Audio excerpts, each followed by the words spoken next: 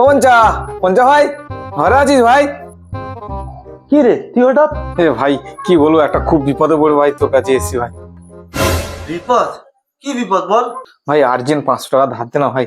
না রে ভাই, আমার কাছে টাকা পয়সা হবে না ভাই, তুই অন্য কোথাও। ভাই তুই 500 টাকা দে ভাই, কালকে মোবাইলে ইএমআই দে ভাই, তুই দে ভাই, দে ভাই। দে মারা, সবাই বলে তুই নাকি টাকা নিয়ে মারা দিতে চাসনি।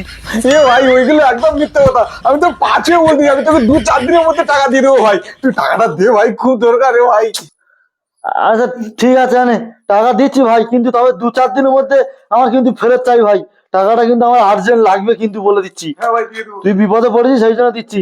আনে 500 টাকা ভাই, মনে রাখি 2-4 দিনের মধ্যে আমাকে টাকাটা রিটার্ন চাই। হ্যাঁ ভাই মনে রাখবে। 6 মাস পর।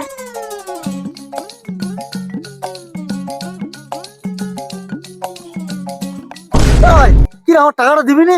আরে টাকা আমি কোথাও চলে যাচ্ছি নাকি? 2-4 দিন পরে টাকা দেবো।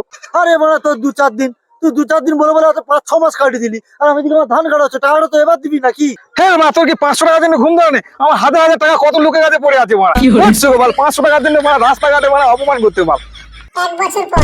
ভাই তোর পায়ে ধরি, এবারে অন্তত টাকাটা দে ভাই। পয়সার অভাবে আমি বাচ্চার দুধ কিনতে পারিনি ভাই, এবারে তুই টাকাটা দে। হ্যাঁ দেবো, সবে তো 1 বছর হয়েছে, আর 2-4 দিন যাক তাহলে দেবো।